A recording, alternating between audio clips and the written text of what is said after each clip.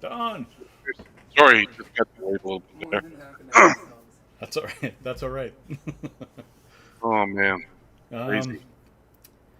I was gonna ask you something about the songs. What was it? Oh, could you, if you're gonna go off the playlist, can you give a heads up first? Like, name the song first, then talk about the song. Like, give us time to find the song. I have Yeah, done yeah, that in sure. RGB. That's Yeah, only if you go off the playlist.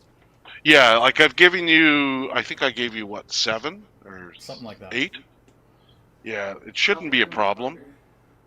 Um, I Nicholas says she's doubt. gonna put them in order if you want to go down that way. I It doesn't think matter. they're in the order that I wanted them in. Okay. Top to bottom, first to last. I think. He can do whatever he wants this time. Let me He's just a double. I usually don't like it. Okay. It just depends on how much time is left, right? Right. So let me just. So I start with the longer ones. Let me just see here. And then whittle your way down. Yeah. Yeah, yeah. So I had what, 8? Yeah. So that should be fine. Okay. But yeah, if it comes to that, It's I'll. 35 But I don't minutes. think. I mean, that's 11, 15, 18, That's all right. almost 19, 35, Don. 24, 35 minutes. 28, 31. There's like 35 minutes of music there. So Yeah. I think that's. Yeah. I'm not going to talk that fast. So I think you got it, sir. yeah, yeah, it won't be a problem. Okay.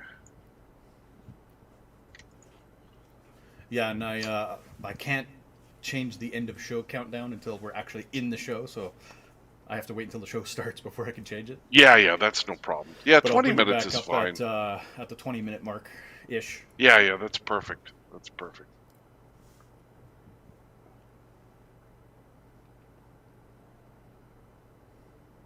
Okay. You got your water and all that? I do. Okay, good. I might refill though. Give me a second. Okay.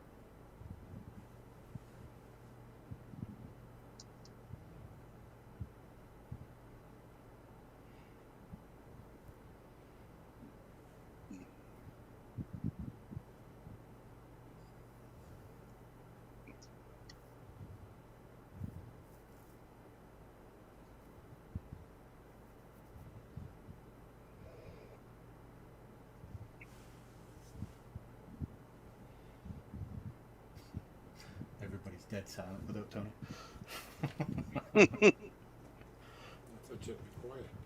Not right now. Oh, okay. What did the 80-year-old pirate say? The 80-year-old pirate? Yeah. I don't I'm matey. know. That's terrible. Oh, wonderful. I'll wait ahead of first. Oh, why did the rooster cross the road?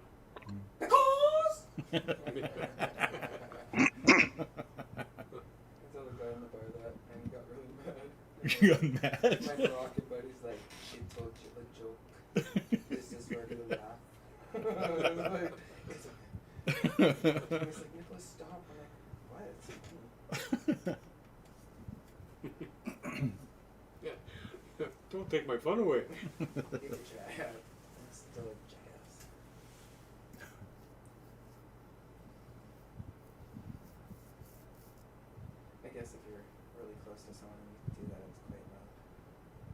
Especially if it's in their ear, yeah. Why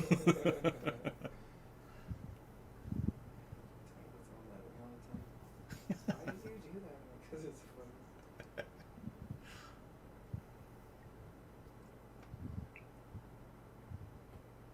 Okay, Don, we're about at the 2 minute mark here. I'm going to go quiet in the studio. So good luck, have a good show, and we'll catch you on the other side.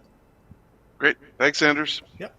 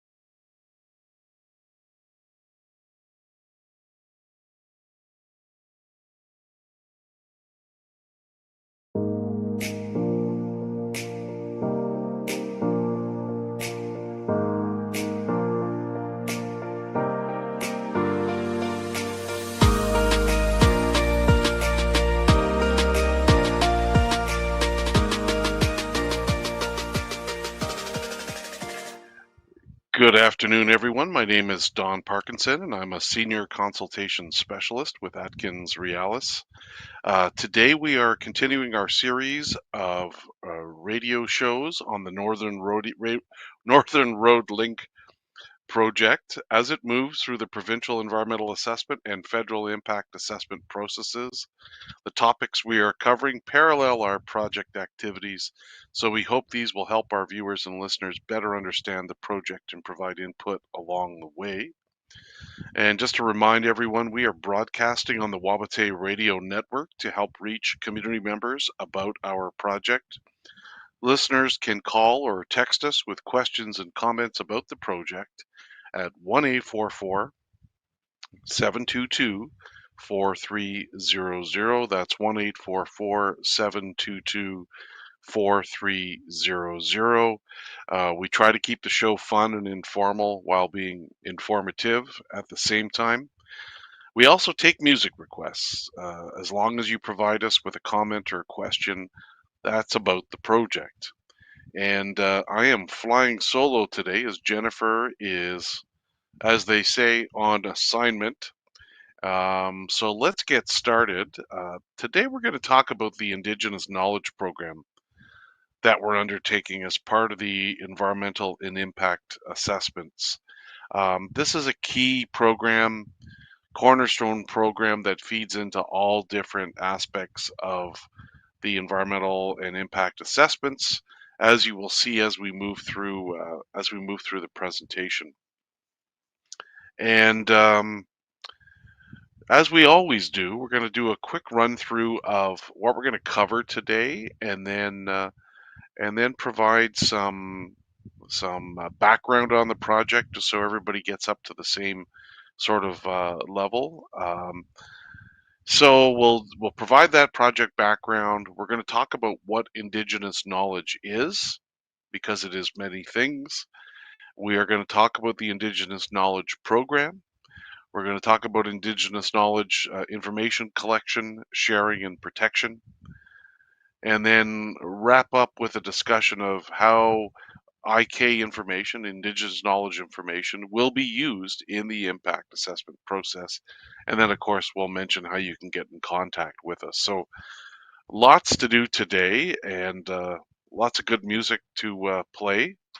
We're going to play a lot of funky music, actually. This is, I decided to make that the theme for this week's show. So we're going to have some good stuff from the, I think it's mainly 70s, maybe one from the 80s and one from the 60s. I'm not entirely sure, but it's all good. That's all I know. So let's start with a little bit of a background on the project. And the Northern Road Link project is a proposed all-season road in Northern Ontario that sits on Treaty 9 land.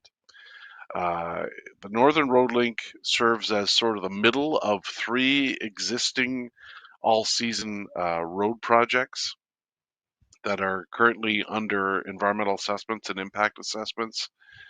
So it would connect the Ring of Fire mineral deposits to the all-season highway network through a connection with the proposed Martin Falls Community Access Road, also known as MF CAR. Um, and it will also provide an opportunity for Webequie First Nation to connect to the all-season highway network, provincial highway network, as well. And I'll get into that, how that all fits together in a couple of minutes. And then I have mentioned earlier that this project is subject to both the Environmental Assessment Act and the Impact Assessment Act. Environmental Assessment Act is provincial, and the Impact Assessment Act is federal. The proponents for the Northern Road Link project are two remote Indigenous communities, Martin Falls First Nation and Webequie First Nation. These are both remote First Nation communities, approximately 500 kilometers north of Thunder Bay. And of course, they're not currently accessible by all season roads. So they can only be accessed via winter roads, um, um, during a very rapidly narrowing period of time. I think it ranges from year to year, of course, depending on weather conditions, but it's typically around maybe 4 to 6 weeks. In terms of some background on where this road project came from, there's been a number of studies previously looking at transportation corridors to the Ring of Fire. And then in 2020, the province of Ontario, Martin Falls First Nation, and Webequie First Nation agreed to work together, um, and conduct and be the proponents of a provincial environmental assessment, and then a few months later, a federal impact assessment. So that's a bit of the background on it. Now I'll talk a little bit about, as I promised before, about the interaction with other projects. So there are three, as I mentioned, currently three all-season road projects in Northern Ontario undergoing environmental assessments and impact assessments. The northernmost one is the Webequie Supply Road project, which is a planned road running from Webequie Airport southeast to just east of the Buckatai River, near McFalds Lake, which is basically what you would sort of geographically identify as sort of the heart of the Ring of Fire as we know it. And then that would connect to the planned Northern Road Link Road, the northern end of the Northern Road Link Road, which would then extend down south to west of Martin Falls First Nation community, where it would then connect with the Martin Falls Community Access Road, which then runs south and then connects with a series of upgraded, or of what will be and are planned to be upgraded uh, resource roads, which ultimately connect to the provincial highway network. So once all these things are in place, there would be an all-season connection between Webequie, Martin Falls, and the Ring of Fire and the provincial highway network. So that's how that would all work out. And the Northern Road Link project, ultimate purpose is to enable economic activity by helping with the transport of goods, services, and resources um, to and from this very rich mineralized zone. And with that, I think it's time to not listen to me anymore, but to listen to some really good funky music. So why don't we get started with the first selection of the day, which is courtesy of Mr. Michael Jackson. The song is Don't Stop Till You Get Enough. Very funky tune. Fits in nicely with today's theme. So if we have that one ready, why don't we listen to Don't Stop Till You Get Enough by Michael Jackson. The force, it's got a lot of power, and it makes me feel like that. It makes me feel like that.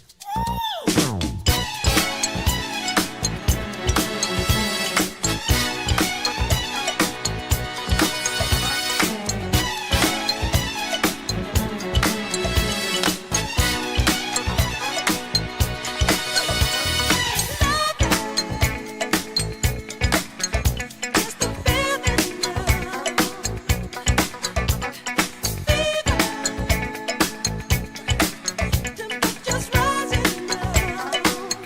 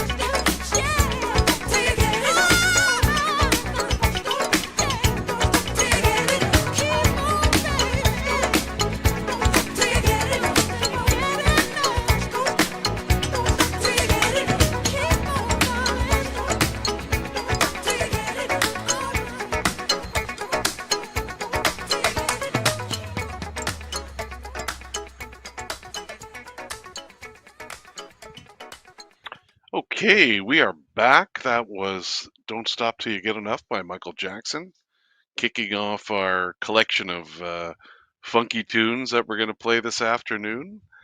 And let's keep on rolling here, talking about Indigenous knowledge. We were basically providing some background on the Northern Road Link project leading up to that.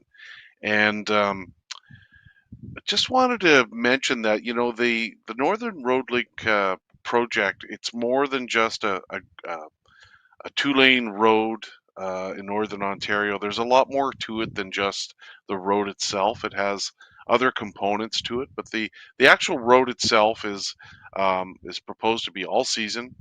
Uh, it would range in length between 117 and 164 kilometers. The reason why I'm giving a range is that we haven't finalized or identified the preferred corridor. So um, we're almost there, but there's different alternatives for different road segments. And I'll show you a little bit about that later on. And once we finalize the preferred corridor, then we'll have a fixed length for the road. The actual right of way for the road is planned to be 100 meters.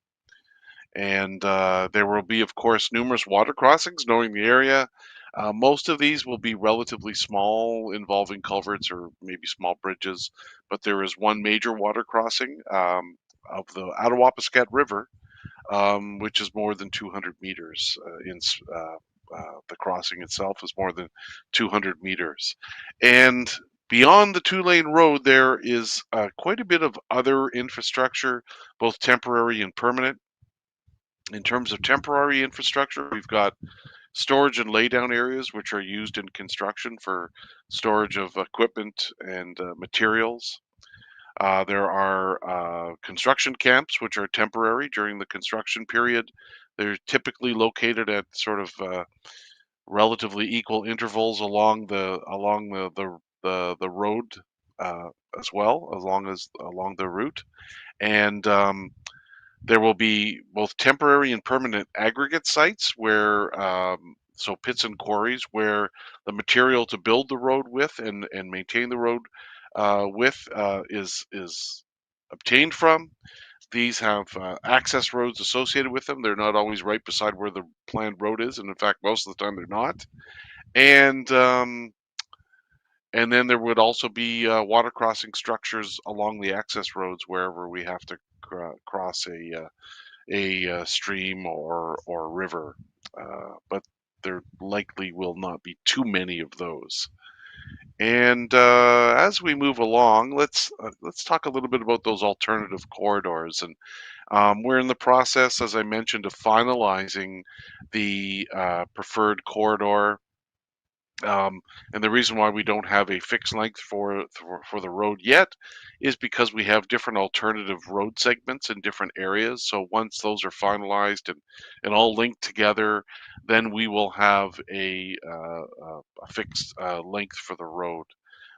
And so when I talk about corridor, I'm talking about a 2-kilometer wide swath of land or water.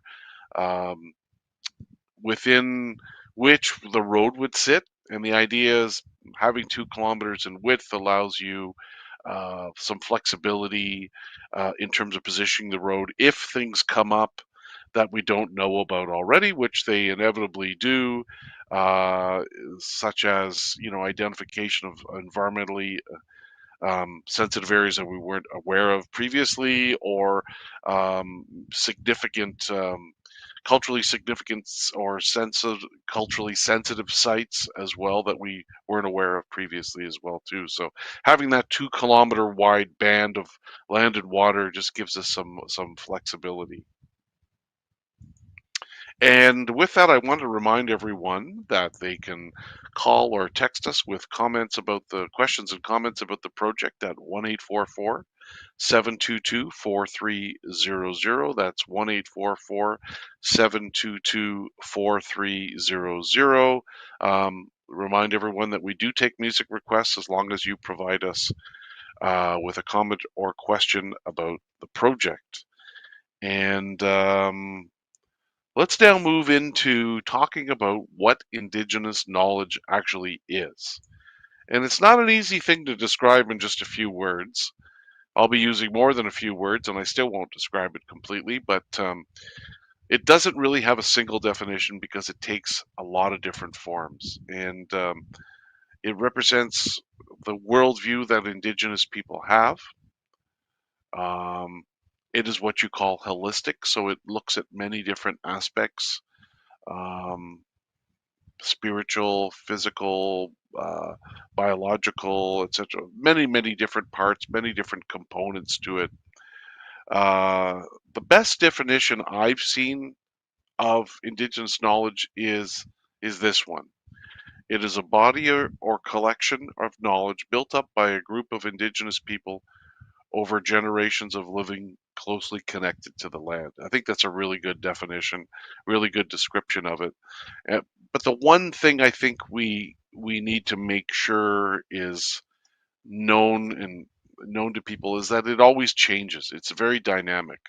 It's cumulative, so it builds on top of itself, grows with time, it changes with social, spiritual, environmental, political, and economic changes. So it's one of these things that's alive. It's a living thing and is always changing, and that's why it's not just a static thing, just a snapshot. It is always changing. So we always need to be asking questions of community members to better understand Indigenous knowledge, and we'll get into different ways that those questions, different ways that we can uh, collect that information in communities. But before we do that, I think it's time for another musical interlude, if I may.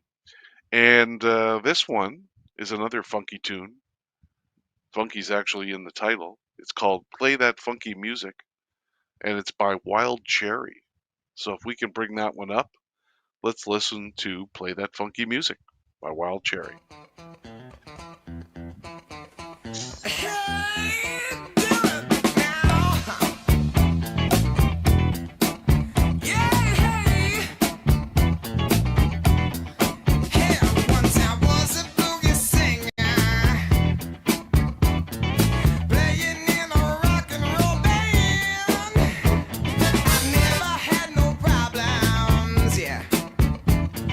Burning down the one night stands.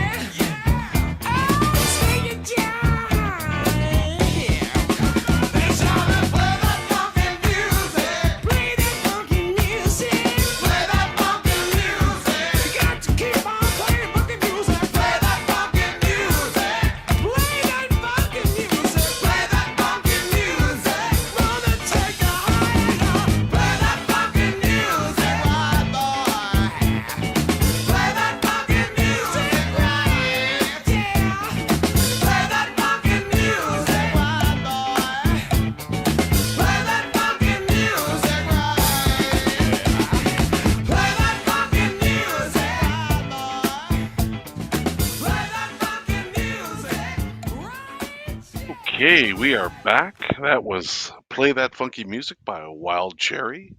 And just wanted to remind everyone that listeners can call or text us with questions and comments about the project at 1-844-722-4300. That's 1-844-722-4300. And we also take music requests, as I was saying. As long as you provide a comment or question about the project. That's all we ask. It's all we ask. Okay, let's keep moving along here and talk a little bit about the use of the terms Indigenous knowledge and traditional knowledge. So, traditional knowledge was used for a long, long time, but now the term Indigenous knowledge is sort of come more into play. And the reason why is that Indigenous knowledge is it recognizes that the knowledge system changes isn't just set in the past and dependent on past activities. So that term traditional infers past activities, but there's lots of activities going on now, and there will be more in the future that are relevant that Indigenous people are involved in. So Indigenous knowledge has become sort of the more go-to term, I guess, is the best way to describe it.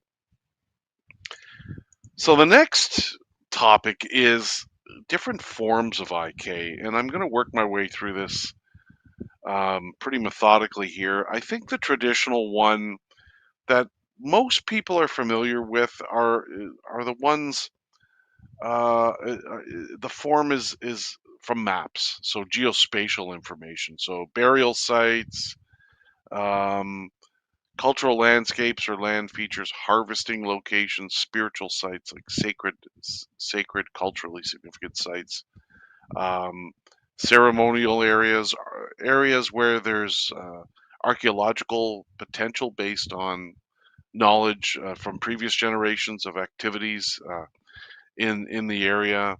Um, Travel routes is another common piece of information that you'll see on in terms of IK spatial information that's on maps, access routes, portage routes, things like that.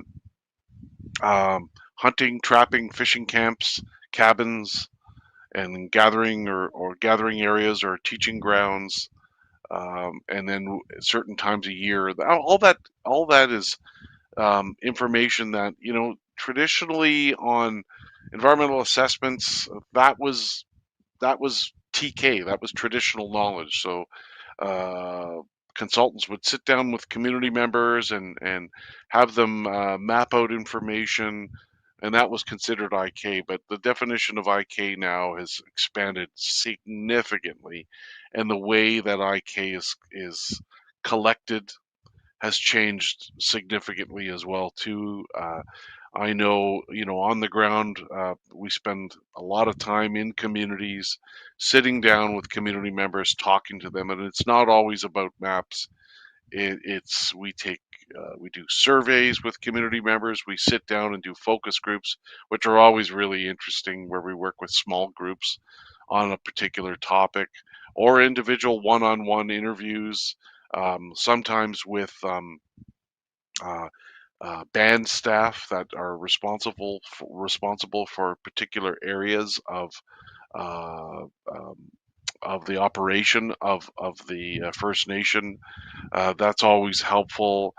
Uh, Talking to about traditions, talking to elders about how decisions are made or have been made in the past, about governance, non-Indian Act related governance. So how communities have traditionally governed themselves and are continuing to govern themselves as well. And then finally, stories and oral histories. That kind of information. It's fascinating stuff. Sitting down, talking to community members, and understanding, um, hearing their stories, and understanding, um, how the community formed, and the movement of people over time. It's really, really interesting. And so there's a lot of different sources of Indigenous knowledge information, many sources, and that's why it's such a difficult topic to actually pin down and capture and sort of describe in a few words. So with that, I think maybe we're ready for another tune.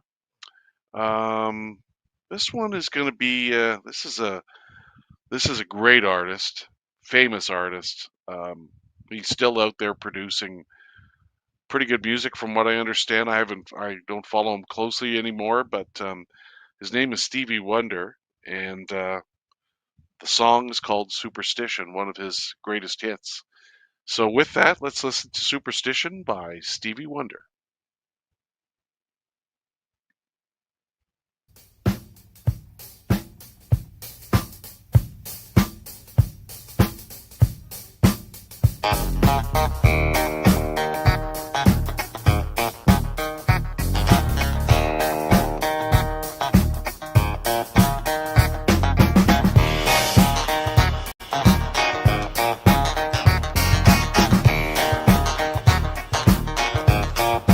Very superstitious, writings on the wall. Very superstitious, letters doctors fall. 13-month-old baby broke the looking glass. 7 years of bad luck, you put things in your past. When you believe in things that you don't understand, and you suffer. Superstition ain't the way. Yeah.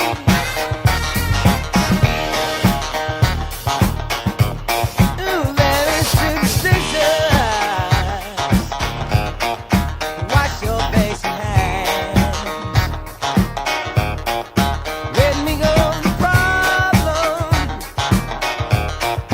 Do all that you can. Keep me in daydream.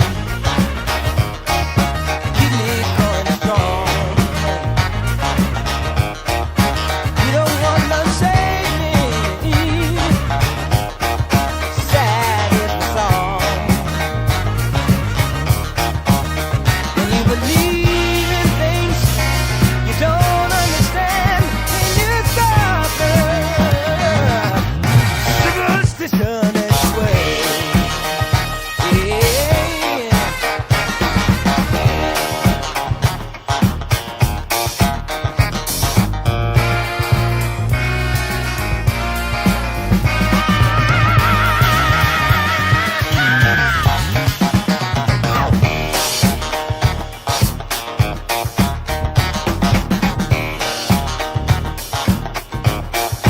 Very superstitious, nothing more to say. Very superstitious, the devil's on his way. 13-month-old baby, broke the looking glass. 7 years of bad luck, put things in your past. When you believe in things that you don't understand, and you suffer. Superstition ain't the way. No, no, no.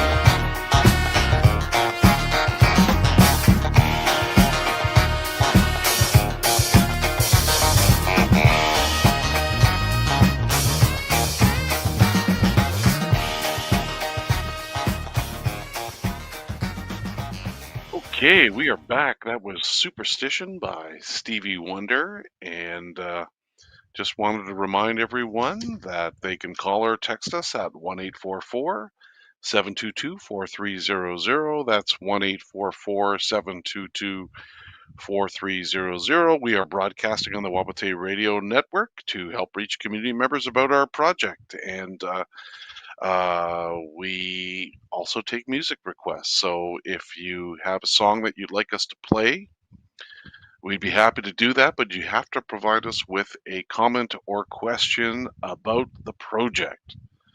So with that, let's keep moving and keep talking about Indigenous knowledge. And now we're going to talk about the Indigenous Knowledge Program. And with this program, we're aiming to collect Indigenous knowledge relevant to our project, the Northern Road Link project. And so what does this include? This includes Indigenous land and resource use information, also known as ILRU, just for those of you who like acronyms, and important cultural values in and around the project area. And then, of course, we'll be doing project-specific studies as well, too, as part of the environmental assessment and impact assessment work. And the challenging part of this project is to take that IK program information, the information we've collected through the IK program, and combine that with Western science, the information that we're collecting is through our field studies, our baseline field studies, and integrate that into all aspects of the environmental assessment or impact assessment, including baseline conditions, potential or possible impacts, and proposed mitigation measures and follow-up programs. So previously, environmental assessments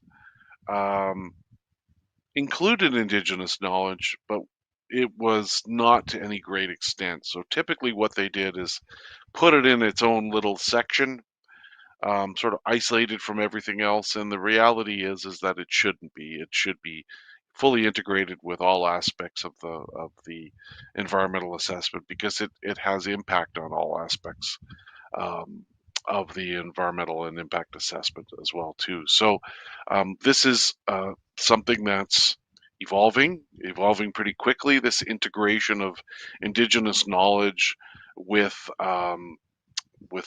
Western science. It's not a perfect art yet, but it's improving a lot, and I think we're making pretty good progress with that on the Northern Road Link project as well too. I think I can safely say that.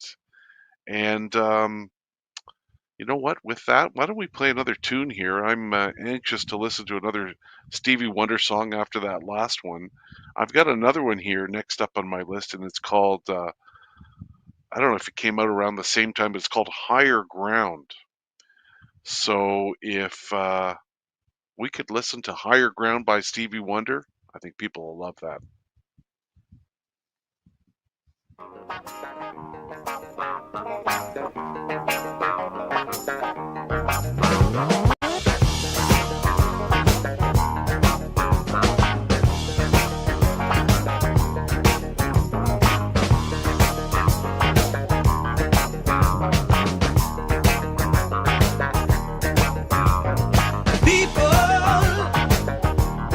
Keep on learning, soldier.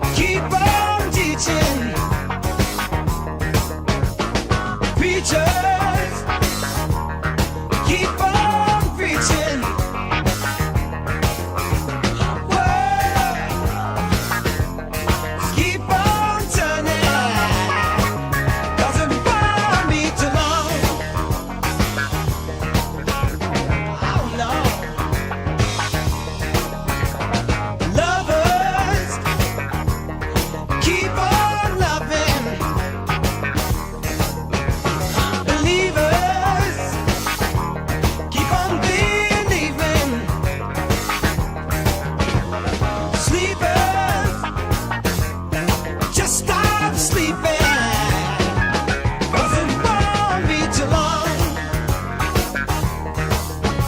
Oh no. I'm so glad that he let me try again, 'cause my last time on earth I never hope of sin. I'm so glad that I know more than I knew then. Gonna keep on trying till I reach my highest ground.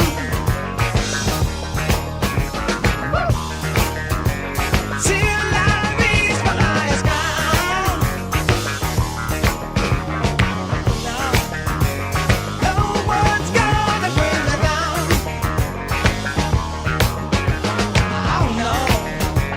Till I reach my highest ground. Don't you let nobody bring you down. Okay, we are back. That was Higher Ground by Stevie Wonder. That was two in a row from Stevie Wonder. We had heard Superstition first and then Higher Ground after that. A couple of great songs by Stevie Wonder, who I think at almost 80 years of age, if he's not older than 80, is still producing music. It's amazing. Just a super talented guy. So let's keep on rolling here, and let's talk a bit about the Indigenous Knowledge Program objectives. So there's a few of them here. Let's start with the obvious one, which is to identify areas where Indigenous land uses, such as hunting or trapping or fishing and gathering, or important resources such as moose or water or medicinal plants, for example, and or important values, culture, sharing of the culture, preservation of the language, could be impacted by the proposed project. So that's one of the things we're looking at. Does the project impact traditional activities, traditional values? That's a key question, key objective of this work. Another objective is to get a better understanding of community views about the good things and bad things about the project. Uh, you know, and it's in terms of its impact on resource use and values. So trying to sort of, and and at the same time, by understanding those views, it's in there's also an educational piece, right, where the project team is explaining to community members so they understand how we do our work, and so that they can appreciate how thorough it is in terms of the things that we study. Because I think in many cases, I know in the past, the default setting maybe of community members was that, you know, it's just sort of a rubber stamp process, and it's not that. It's not that at all. It's a very comprehensive, thorough process that takes years to complete, and it's very detailed. It's getting more and more detailed and more complicated than ever before, but it's thorough. It's probably one of the most comprehensive environmental assessment processes that's undertaken by any jurisdiction in the world, I would say. Another objective of the IK program is to work with communities to figure out how to either avoid or mitigate, so reduce or lessen impact, negative impacts of the project, and then at the same time work with communities to identify how to maximize positive impacts. So minimize the negative and maximize the positive. So uh, lots of different objectives. It's a big program. It's a really important program. As I mentioned, it feeds into lots of different aspects of the environmental assessment, the impact assessment. So it's always ambitious. These are ambitious programs. It's not always easy to collect information. Communities and community members are also quite careful and understandably careful about what is shared or made public as well. And we'll get into that a little bit later on. But I think we can squeeze in at least one more song here as I look down my list, and here's a good one. This is a good one from the 70s, I guess, by Kool and the Gang, and the song is called Get Down on It. So if our team can bring up Get Down on It, let's listen to that, and we'll come back and continue our discussion on IK.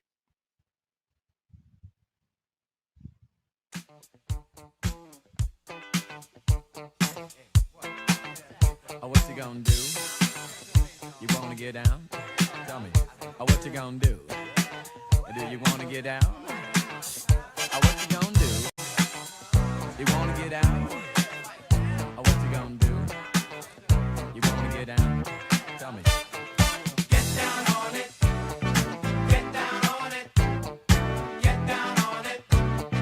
Get down on it. Come on in. Get down on it. Get down on it. Get down on it. Get down on it. How you gonna do it if you really don't wanna dance? By standing on the wall. Get your back up off the wall. Tell me, how you gonna do it if you really don't wanna dance? By standing on the wall. Get your back up off the wall. 'Cause I heard all the people saying, get down on it. Come on and get down on it. If you really want it, get down on it. You gotta feel it. Get down on it. Get down on it. Get down on it. Come on and get down on it. Baby, baby. Get down on it. Get on it. Get down on it. I say people, what you gonna do? You gotta get on the groove if you want your body to move. Tell me, baby, how you gonna do it if you really don't wanna dance? By standing on the wall. Get your back up off the wall. Tell me, how you gonna do it if you really won't take a chance? By standing on the wall. Get your back up off the wall. 'Cause I heard all the people saying, get down on it. Get down on it. Get down on it. Get down on it. When you're dancing, get down on it. Get down on it. Get down on it. Get down on it. Sha-da-ba-da-ba-da-ba-doo. What you gonna do? Do you wanna get down? What you gonna do? Get your back up off the wall. Dance, come on. Get your back up off the wall. Dance, come on. Get down on it. Come on and get down on it. If you really want it, get down on it. You gotta feel it. Get down on it. Get down on it. Get down on it. Get down. Come on and get down on it. Baby, baby. Get down on it. Get down. Get on it. Get down on it. How you gonna do it if you really don't wanna dance? By standing on the wall. Get your back up off the wall. Tell me, baby, how you gonna do it if you really won't take a chance? By standing on the wall. Get your back up off the wall. Listen, baby, you know it. When you're dancing, yeah, you show it. When you move, move, move, you know it. When you're dancing, yeah, you show it. As you move across the floor, get down on it. Come on and get down on it. If you really want it, get down on it. You gotta feel it. Get down on it. Get down on it. Get down on it. Come on and get down on it. Baby, baby. Get down on it. Get on it. Get down on it. Sha-da-ba-da-ba-da-ba-da.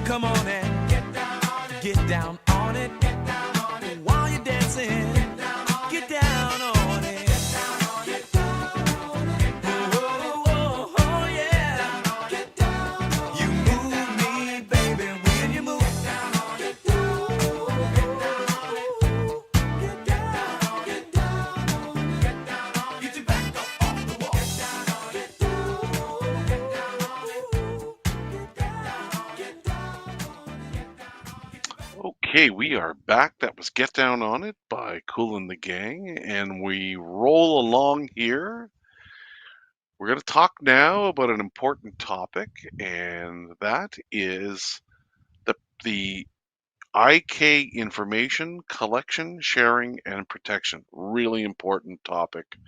Um, so let's talk a bit about the IK program. It's two phases for information gathering and sharing. The first is identifying and reviewing um, pre-existing sources of IK and ILRU, Indigenous Land and Resource Use information that's been collected by communities previously as part of different initiatives like community-based land use planning. And then the second phase is completing the actual project-specific IK or ILRU studies to collect information, IK information on Indigenous land and resource use within the project area. So those are the two phases. But protecting information is a pretty critical component of our work. The project team is working with communities to develop IK sharing agreements. Um, to determine basically how information will be shared, to what extent and in what form it can be shared. So the agreement outlines how this confidential or sensitive information will become part of the EA or IA. How will it be protected?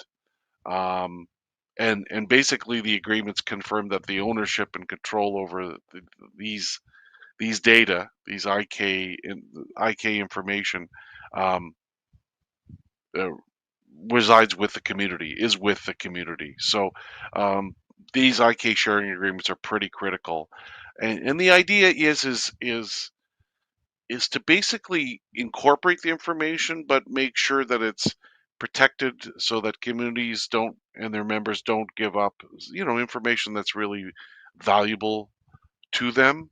Um, it's and so, for example, like if we look at map information, we may not show specific locations of fishing areas or fish spawning areas, things like that. We may show or hunting areas as well. We may just show general vicinities, things like that, because obviously providing that sensitive information is not really a good idea, and it may encourage outsiders to come in and harvest in these particular areas. And so that's why we have these agreements in place. They're really, really important agreements. And so now we're going to talk a little bit, before we wrap up, we're going to talk a little bit about how information will be used in the impact assessment process. So the information collected is used in a lot of different ways.